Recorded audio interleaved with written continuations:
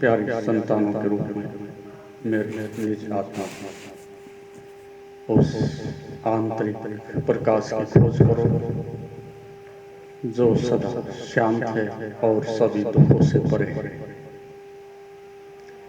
ये आपकी एक अपनी संभावना है जहां आप स्वभाव से ही दुखों से मुक्त हो, जहां आप स्वभाव से ही शांत हो और जहां आप स्वभाव से ही स्वस्थ हो। स्वभाव भी आपका फूल की तरह से खिलने का है।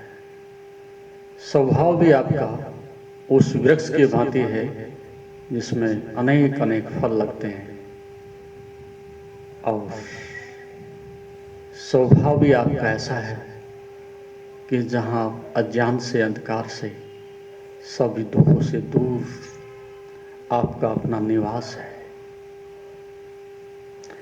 ये आपकी नियति है, ये आपके होने का ढंग है, ये परमात्मा का प्रसाद जन्म से ही आप लेकर के आते हो। अपने घर में आप सदा से ही हो, लेकिन यदि हम इस प्रकार की आदत में डल जाएं, इस प्रकार के संस्कारों में बह जाएं, इस प्रकार की अनैतिक शिक्षा के हम शिकार हो जाएं और हम इस प्रकार की गलत संगत में रहने लगें, इस प्रकार की बीमार संस्कृति और सभ्यता के साथ हम जीने लगें, इस प्रकार सड़े हुई राजनीति में आपकी आंखें खुलें और जीवन बड़ा हो और दरिद्र, दीनहीन और भिखमंगे लोगों के पास आपकी आंखें खुलें, तो स्वाभाविक है कि उस हीरे के ऊपर, उस प्रकाश के ऊपर, उस जीवन के ऊपर आपकी कभी भी दृष्टि नहीं जा सकेगी। स्वभाव के विरुद्ध हो इसलिए दुखी हो, स्वभाव के विरुद्ध हो इसलिए बीमार हो, स्वभाव के विरुद्ध हो इसलिए गरीब और अनाथ हो। तो धर्म ने सदैव इस बात की खोज मनुष्य के समक्ष रखी है, और मजे की बात यह है कि मनुष्य खोज ही रहा है। ऐसा संसार में एक भी आदमी नहीं जो नहीं खोज रहा है। जन्म से मृत्यु तक, सुबह से सायंकाल तक, जब भी आप उठते हो खोज पर जरूर निकलते हो, लेकिन खोज किसी दूसरे की है, खोज किसी को जीतने की है, खोज किसी पर शासन करने की है, खोज किसी से सुख मांगने की है, खोज किसी को मिटाने की है। खोज अवश्य रहे हो, ऐसा हो नहीं सकता कि आप ना खोजो, लेकिन गलत दिशा में खोजी गई जो भी मनुष्य की संभावनाएं हैं वो सब उसको नरक में, दुख में डालती हैं। यदि आप अपने जीवन को ठीक प्रकार से पढ़ना चाहते हो, देखना चाहते हो, अनुभव करना चाहते हो, तो आपका जीने का ढंग, उसमें लगे हुए फल, आपकी दयनीय स्थिति, आपके दुख और दरिद्रता इस बात का प्रमाण है कि अतीत में जीने का ढंग अनुचित था और आज भी अनुचित ही है। जिस प्रकार का एक संकल्प बन गया है, जिस प्रकार की एक लीक बन गई है, जिस प्रकार का एक बहने का पानी की तरह से मार्ग बन गया है, उसके अन्यथा आप नहीं जा सकते। और जब आदत पुरानी हो जाती है, संस्कार परिपक्व हो जाता है, तब मनुष्य का बदलना बहुत कठिन हो जाता है। इसलिए आपकी पराजय का कारण संकल्पहीनता। एक छोटी सी कहानी नहीं, एक वास्तविकता। ऐसा हुआ कि एक परिवार में सदा से ये परंपरा रही। ये उस समय की बात है कि जब हम एक इस प्रकार के गुरु की शरण में रहते थे, इस प्रकार की शिक्षा ग्रहण करते थे, इस प्रकार के वातावरण में फलते फूलते थे कि जहाँ चारों तरफ धर्म की, ज्ञान की, सदाचार की सुगंध बहती थी। उस अवस्था में भारत अध्यात्म की दृष्टि से बड़ा उन्नत था, ध्यान की, धर्म की दृष्टि से बड़ा संभ्रांत था, और एक ऐसी संपदा लेकर के हम पैदा होते थे जो सदैव सदैव हमारी प्यास बुझाती, हमारे दुख मिटाती, हमारी गरीबी मिटाती। एक ही ऐसा हीरा हमारे हाथ में दे दिया जाता बचपन से, जिससे सब कुछ मिल जाता, और वो हीरा कहीं बाहर नहीं, तुम्हारे पास है। और उस हीरे का नाम शायद आप जानते भी होंगे, लेकिन उसके बिना जीवन में कोई व्यक्ति चमकता नहीं, जीवन में कोई व्यक्ति मंजिल तक पहुंचता नहीं। उसकी अत्यंत आवश्यकता है आपको, पहले भी थी और आज भी है और आगे भी रहेगी। ये एक बहुत बहुमूल्य सूत्र है जो आपके जीवन को बदल सकता है। उस परिवार में अपने बच्चों को गुरुकुल में भेजने की सदा से एक परंपरा रही, और उस परिवार का नियम था, जैसे ही 7 वर्ष का छोटा बच्चा गुरुकुल में जाने के लिए तैयार होता तो उसको थोड़े दिन पहले ही प्रशिक्षित किया जाता, उसको प्रेरणा दी जाती कि देखो, ये हमारा परिवार, ये समृद्ध परिवार, सुशिक्षित परिवार, संस्कारित परिवार सदैव उस गुरुकुल की शिक्षा से, उस शास्त्रों की शिक्षा से, वेद शास्त्रों से संपन्न हुआ है, समृद्ध हुआ है, जिसके द्वारा हम आज इस स्थिति में हैं, और तुम्हें भी वहीं तक पहुंचना है। लेकिन इसके लिए आपको जो हम आदेश देंगे, जो अनुशासन देंगे, उसका 100% आप पालन कर सकोगे तो ही हमारे घर में तुम्हारे लिए स्थान है, अन्यथा बहिष्कृत कर दिए जाओगे। ऐसा हम अतीत में करते रहे हैं, और ये परीक्षा आपको भी पास करनी होगी। हम मुफ्त में कुछ भी नहीं देते, अब तक तुम्हारे लिए हमने सब कुछ जो श्रेष्ठतम था वो किया, लेकिन अब तुम्हारी परीक्षा की स्थिति है, आपको उसमें से गुजरना ही होगा। और ये साधारण परीक्षा नहीं है, अग्नि परीक्षा है आपकी। 7 वर्ष का बच्चा ऐसी बातें सुनकर के घबरा भी रहा होगा। उसने कहा, कौन सी परीक्षा? कि जब आप यहाँ से कल प्रस्थान करोगे, सुबह 4 बजे ये नौकर घोड़े पर बैठा करके तो मैं यहाँ से दूर उस गुरुकुल में छोड़ने के लिए जाएगा, तो पहली बात होगी, आप 1% भी आंसू नहीं बहाओगे। यदि आपकी आंखों में आंसू देखे जाते हैं, किसी प्रकार का अतीत में हमारे प्रति मोह देखा जाता है, तो आपको तत्क्षण इस घर से बाहर जाना होगा। और घर से जाते ही, बाहर निकलते ही हम छत पर खड़े होंगे 100 मीटर की दूरी तक, जब तक भी हम दिखाई देंगे। यदि आपने को चीख पुकार की और पीछे मुड़ करके देखा, तो भी आपको घोड़े से नीचे गिरा दिया जाएगा और घर में स्थान नहीं मिलेगा। बड़ी कठोर धारणा अब माता पिता की अपने बच्चे के प्रति। इस प्रकार से कभी सोच भी नहीं सकता था कि मेरे प्रति इतने क्रूर, निर्दयी और कठोर माता पिता होंगे, और इस प्रकार के आदेश दे रहे हैं। जिनके पास रहा, क्या उनसे मेरा प्रेम ना होगा? क्या उनसे बिछुड़ना हो, मेरे आंखों में आंसू ना होंगे? ये अंतिम विदा हो रही है, पता नहीं मैं कब वापस वहाँ से लौटूंगा, और शर्त ऐसी, और मेरा जीवन छोटा सा, मैं कैसे पूरी कर पाऊंगा? लेकिन रात भर वो सो नहीं सका। उसके अंदर अनेक अनेक प्रश्न पैदा हुए, एक तरफ जीवन और एक तरफ मौत, दोनों में से एक का चुनाव। इतना कठोर मुझे होना होगा, इस प्रकार की परीक्षा मुझे देनी होगी कि मैं लौट करके, पीठ फेर करके घोड़े से अपनी माँ को ना देख सकूं, बहन को ना देख सकूं, पिता को ना देख सकूं, इस घर को भी ना देख सकूं अंतिम क्षणों में। लेकिन फिर भी उस बच्चे ने ये संकल्प लिया, अंदर से अपने को संभाला, और परीक्षा ही ऐसी थी, यदि जरा से भी लापरवाही हुई, फिर इस घर को सदा के लिए खो दूंगा, इस माँ बाप को भी सदा के लिए खो दूंगा, फिर मेरा यहाँ कभी आगमन नहीं होगा। और सुबह 4 बजे वो वक्त भी आया, उसकी विदाई भी हुई, उसका सब सामान, उसका बिस्तर रख दिया गया, और अंतिम अलविदा, प्रणाम कह करके घोड़े को आगे बढ़ाया। लेकिन उसने न रोया और न पीठ फेर करके पीछे देखा। और फिर वो देखते रहे ऊपर से, छत से। उसने एक बार भी इस प्रकार की कमजोरी नहीं दिखाई, और सीधा दृढ़ होकर के बैठा रहा। और वहाँ से उस गंतव्य स्थान की ओर आगे बढ़ा। गुरुकुल में आचार्य के यहाँ जैसे वो पहुँचता है, द्वार पर फिर उसके लिए परीक्षा की घड़ी है। आचार्य कहता है कि यहाँ दरवाजे के साथ सट करके बैठ जाओ और आंखें बंद कर लीजिएगा, और जब तक मैं ना आऊँ आंखें बंद रखिएगा। जब तक मैं ना कहूँ यहाँ से नहीं उठिएगा, चाहे कितना भी समय हो। यदि आपने आंखें खोली, आपने कमज़ोरी दिखाई, भय पैदा किया, रोए चीखे, तो घोड़ा बाहर अभी भी खड़ा है और वो नौकर आपकी प्रतीक्षा कर रहा है। आपको घर वापस लौटा दिया जाएगा।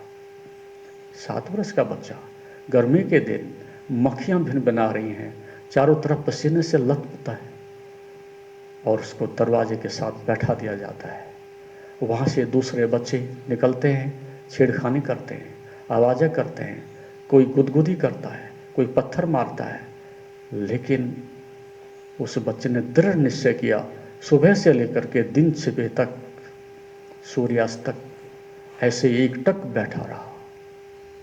पसीने से लथपथ है, अंदर भूख व्याकुल कर रही है, सब प्रकार से विषम स्थिति है, लेकिन उसने अपने संकल्प को नहीं तोड़ा। और जैसे सूर्यास्त होने को होता है, आचार्य उसको उठा लेता है, हृदय से लगाता है और उसको स्थान देता है। फिर वो वर्षों तक पढ़ाई करता है, ग्रंथ पढ़ता है, वेद वेदांत पढ़ता है, धर्म की ध्यान की शिक्षा ग्रहण करता है। और वो अपनी आत्मकथा में जब युवा हो जाता है, एक विद्वान बन जाता है, तब वो लिखता है कि एक समय था कि मुझे अपने माता पिता, अपने आचार्य शत्रु की तरह से दिखाई देते थे। मेरे हृदय में बहुत लंबे समय तक ये घृणा का भाव बना रहा, ये कैसे माँ बाप है, ये कैसा आचार्य है कि जो मुझे इतनी कठोर यातना दे रहे हैं, भूखा प्यासा असहाय चारों तरफ से। लेकिन आज मैं कह सकता हूँ, उन्होंने मेरे जीवन को कितना संवारा, उन्होंने मेरे संकल्प को कितना भरा, और उनके कारण ही आज मैं इतना बड़ा विद्वान और लेखक बन सका। उन्होंने मुझे संकल्पवान बनाया, और संकल्प की वजह से आज मेरे पास ध्यान की संपदा है, आज मेरे पास शांति की संपदा है, आज मेरे पास स्वास्थ्य की संपदा है, आज मेरे पास चरित्र की संपदा है। उस संकल्प ने, उस नींव ने मेरे भवन को इतना ऊंचा उठाया, अभी गगनचुंबी हो गया, आकाश की ओर उठा जा रहा है। और ये संकल्प मुझे समर्पण तक ले जाएगा, ये मुझे मोक्ष तक ले जाएगा, इससे पहले नहीं रुकने देगा। तो यदि आपके जीवन में यदि असफलता है, दुख है, बीमारी है, दरिद्रता है, कुछ भी ऐसा है जो तुम्हें नीचे की ओर घसीट रहा है, उसके पीछे एक मूल मंत्र, मूल कारण संकल्पहीनता, चंचलता, छिछलापन, संकल्पहीनता। इस शाखा से उस शाखा पर, इस विचार से उस विचार पर, इस कर्म से उस कर्म पर, इस विषय से उस विषय पर बराबर तुम्हारा मन भुदकता रहता है, भुदकता रहता है। यही तुम्हारी अशांति का कारण, यही असफलता का कारण। यही तुम्हें न ध्यान करने देता, न तुम्हारे अंदर शांति पैदा होने देता, न तुम्हारे जीवन में किसी प्रकार की सज्जनता पैदा होने देता, न किसी प्रकार के धर्म का अवतरण होने देता। बहुत सारे बहाने हो सकते हैं, लेकिन एक बात निश्चित है, आप संकल्पहीन हो, कमजोर हो।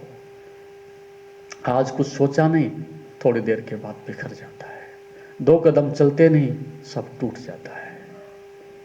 तो ये बात ध्यान रखें, यदि आपके पास संकल्प है तो समर्पण भी होगा, प्रेम भी होगा, मोक्ष भी होगा, आनंद भी होगा, और जीवन की सारी संपदा आपके आसपास होगी। जहाँ आप खड्डा खोदते हो, खोदते ही जाओ। जहाँ आप टिकते हो, वहाँ टिके ही रहो।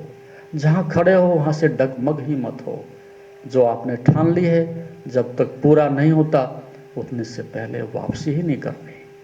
कितने भी तूफान हो, कैसे भी विषम परिस्थिति हो, कैसा भी भय हो, कैसा भी संकट हो, कैसी भी गरीबी हो, लेकिन नहीं, या तो मैं मिटूंगा या इसको पूरा करूंगा। तब सफलता आपके चरणों में होती है, और जीवन का पुष्प आपके शिखर पर होता है, सुगंध फैलाता है। और जीवन कोई बनी बनाई संपदा नहीं, जीवन कोई बाजार से बिकने वाली चीज़ नहीं, जीवन कोई उधार किसी से मिलने वाली चीज़ नहीं। वो फसल ही ऐसी है, वो खेती ही ऐसी है। आप पैदा करोगे तो ही फल आएंगे, आप कीमत चुकाओगे तो ही तुम उसे पा सकोगे। और तुम बाहर नहीं, अपने अंदर ही उसे ढूंढोगे तो ही जीवन है। जो बाहर ढूंढे वो भटके, जो दूसरों में ढूंढे वो और भी भटके। लेकिन जो स्वयं में ढूंढता है और स्वयं के संकल्प को जगाता है और अपनी साधना को एक एक बूंद करके सागर के से इस गागर को भरता है, उसके जीवन में चारों तरफ सफलता ही सफलताएं होती हैं। वो झोपड़े में हो चाहे, लेकिन जीवन उसके पास उगते हुए सूरज की तरह से प्रकाशमान होता है। वस्त्र तन पर ना हो, लेकिन जीवन में उसके उत्सव होता है। आप सोचते होंगे जिनके पास धन है वो सुखी हैं, जिनके पास बड़ा पद है वो सुखी हैं, जिनके पास सुंदर देह है वो सुखी हैं। ये सब मन की भ्रांतियाँ हैं, ये सब स्वयं को टालने के बहाने हैं। संसार में कोई स्वस्थ है, सुखी है, तो वो जिसके पास संकल्प है, जिसके पास अपनी स्वयं की पुरुषार्थ की संपदा है, जिसके पास स्वयं के जीवन को खोजने की एक प्यास है, एक तड़फ है। और तभी आप पहली बार आत्मवान बनते हो। जो संकल्पवान है वो आत्मवान हो ही जाता है।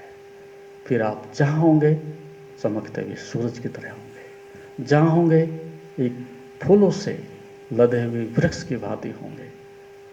वैसा जीवन संभव है, लेकिन तभी जब आप इस प्रकार के संकल्प से भर जाएं, इस प्रकार के दृढ़ निश्चय से भर जाएं कि मैंने एक एक बूंद करके इस जीवन की गागर को भरना है, इस जीवन को संवारना है, इस जीवन को ऊंचाई तक, बुलंदी तक ले जाना है। और इससे पहले कि मृत्यु आकर के सब छीन ले, मैंने बिना किसी प्रमाद के, बिना किसी आलस के, बिना किसी लापरवाही के ये कार्य संपन्न कर लेना। इसके लिए स्थगित मत करना, कल करेंगे, परसों करेंगे, वर्ष भर बाद कर लेंगे। जीवन का क्या भरोसा है, एक श्वास आए और फिर ना लौटे, क्या पता चलता है। तुम्हारे पास किसी की दी हुई अमानत है ये श्वास, किसी का दिया हुआ उपहार है ये जीवन, किसी के द्वारा दी गई आंखें हैं ये, किसी के द्वारा दिया गया धड़कता हुआ दिल है ये तुम्हारा। ये मत समझना कि तुम्हारा है और सदा रहेगा, ये सदा नहीं रहेगा। ये कुछ क्षणों के लिए संपदा प्रभु ने दी है, ताकि आप इसको जी सकें, ताकि संपदा को जान सकें, ताकि संपदा से प्रेम कर सकें, ताकि इसको आप संभाल सकें। और इस जीवन में इससे पहले कि अनिष्टता के रूप में मृत्यु आए, आप जीवन में अपने जीवन को जान सकें। इस प्रकार से प्रयास करें। इस प्रकार से ये आयोजन हुआ आज एक भोजनालय के लिए। वो भी बड़ा महत्वपूर्ण है। दो चीजें महत्वपूर्ण है, भोजन और प्राण।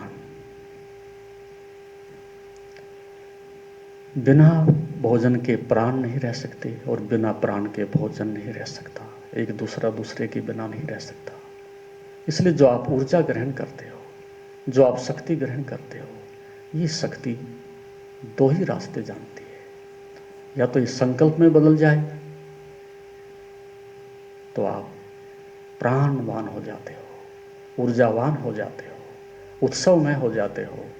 और यदि ये खाया हुआ अन्न, प्राप्त हुई ऊर्जा, शक्ति संकल्पहीनता में बदल जाती है, तो फिर जीवन की ये नाव डूब जाती है। तो ये अन्न आपको ऊर्जा देता है। यदि ऊर्जा बिखर जाए तो दुख में पड़ोगे, यदि ऊर्जा बीच में ठहर जाए तो सुखी हो जाओगे, और यदि ऊर्जा ऊपर की ओर उठ जाए तो आनंद में पहुंच जाओगे। तीन अवस्थाएं हैं।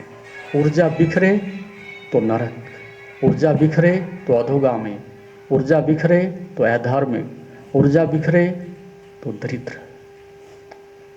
और ऊर्जा यदि स्थिर है तो सुख का अनुभव करोगे। ऐसा कभी कभी आप अनुभव करते हो, कुछ सुख के क्षण आते हैं, कुछ सुख के झोंके आते हैं, उस समय कहीं आपकी ऊर्जा और ये मन थोड़े समय के लिए स्थिर होता है, लेकिन वो आपकी संपदा नहीं, वो प्रकृति आपको अनायास ही कभी कभी स्थिर कर देती है। लेकिन जो साधना करे, जो धर्म का अनुसरण करे, जो जीवन का उत्सव मनाए, उसमें आनंद, और आनंद के द्वारा सदैव ऊर्जा ऊर्ध्वगामी होती है। ऊपर जाती है तो आनंद, बीच में होती है तो स्थिर, और नीचे गिरती है तो दुख। इस भोजन की तीन अवस्थाएं हुई। यह आपके शरीर में जाकर के तीन काम करता है। बाहर बिखरा क्रोध में, हिंसा में, लोभ में, अहंकार में, तो आप दुख में चलोगे, दुख में गिरोगे। और यदि आप में कुछ थोड़ा धैर्य आता है, थोड़ा संकल्प आता है, थोड़ा संयम आता है, थोड़ा दान आता है, थोड़ी भक्ति आती है, थोड़ी सेवा आती है, तो कुछ समय के लिए स्थिर हो जाओगे। सब्सक्राइब करें हमारे YouTube चैनल योग तीर्थ को और बेल आइकॉन भी दबाएं ताकि आगे आने वाली वीडियोस का नोटिफिकेशन आपको मिलते रहे। और फिर यदि आप ध्यान की संपदा में उतर जाएं, अपनी संपदा में, अपने प्रकाश में डूब जाएं, फिर आप पहली बार धर्म को उपलब्ध होते हो, पहली बार आनंद के गीत गाते हो, पहली बार स्वास्थ्य को उपलब्ध होते हो, पहली बार आंतरिक शांति को उपलब्ध होते हो। इस प्रकार से ये अन्नपूर्णा आपको अवसर देती है। ये माँ अन्नपूर्णा आपको उस ऊर्जा से, उस धर्म से, उस प्रेम से और भक्ति से भरना चाहती है, जिसमें आपके जीवन में सदैव आनंद हो, उत्सव हो और चारों तरफ प्रकाश फैले। इस प्रकार से आप प्रयास करें, आगे बढ़ें, चले बेटी। जैसा कि आप जानते हैं, शरीर को स्वस्थ और मन को शांत बनाने के लिए योग ही एकमात्र साधन है। जीवन को योगमय बनाने के लिए व योग दर्शन के मर्म को आत्मसात करने हेतु गुरुदेव के आशीर्वचनों को श्रवण करें। उनके द्वारा दिया गया मार्गदर्शन आपके जीवन में सकारात्मक बदलाव लाएगा। अगर आप पतंजलि योग दर्शन सीखना चाहते हैं और इस प्राचीन ज्ञान को अपने जीवन में शामिल करना चाहते हैं तो हमसे संपर्क करें। हमारे योग सत्र न केवल आपके शरीर को स्वस्थ बनाएंगे बल्कि आपके मन और आत्मा को भी संतुलित करेंगे। अधिक जानकारी के लिए हमें नीचे दिए गए विवरणों पर संपर्क करें। हमारे साथ इस योग यात्रा की शुरुआत करें और अपने जीवन को शांति और सकारात्मक ऊर्जा से भरें। धन्यवाद। आपका दिन शुभ हो। ओम नमस्ते।